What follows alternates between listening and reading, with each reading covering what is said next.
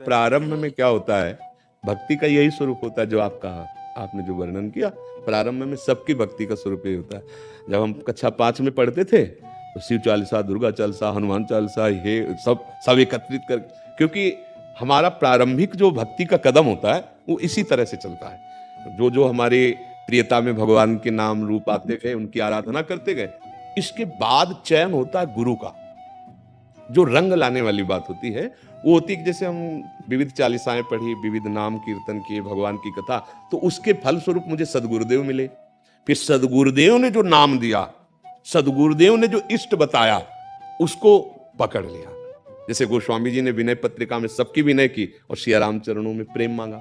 जैसे अपने लोग कुछ भी तो सबका फल किशोरी किशोर जो लाडली लाल के चरणों में प्रेम।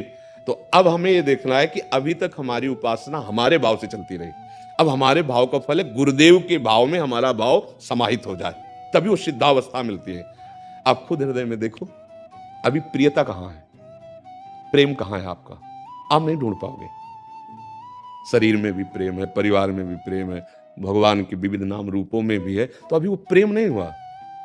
जब सबकी ममता ताग बटोरी, मम पद मन ही बांध, वो काम गुरुदेव करते हैं। तो भगवान से प्रार्थना करो कि आपसे बड़ा कोई गुरुदेव है नहीं, आप कृपा करके मुझे आदेश अंदर से करो कि मैं आपके किस नाम रूप में आसक्त हो जाऊं। वो शिव रूप है या राम रूप है या वही है, दूसरे नहीं है। दुर्गा, काली, अंबा, जो भी कहो वो एक ही है। बस एक जगह लग जाने पे फिर आनंद की अनुभूति होती है। तो अब आप देख लीजिए, आप अपने प्रभु से प्रार्थना कीजिए, प्रीति एक से होती है, वो एक ही है। तो जब तक हम नहीं जानते तब तक बहुत रूपों में उसका हम आराधन करते हैं, पर प्रीति एक से करके बहुत रूपों में उसकी भावना कर लेते हैं। जैसे गोपीजन श्याम सुंदर से प्यार करते हैं तो कह रहे जित देखूं तित श्याममयी, अब कोई दूसरा नहीं है, जिधर देखती हूँ श्याम सुंदर ही श्याम सुंदर नजर। गोस्वामी जी राम जी से प्यार करते, वो कह रहे जड़ चेतन जग जीव दत्त सकल राम में। ये अपनी भावना एक आराध्य देव पर वही है, लग जाए तो रंग आ जाए। अब ज्यादा समय तो नहीं रहा, अब जीवन का ज्यादा समय तो नहीं रहा, तो अब रंग आना चाहिए। अब प्रभु का कोई एक नाम रूप पकड़ लो और उसी में डूब जाओ।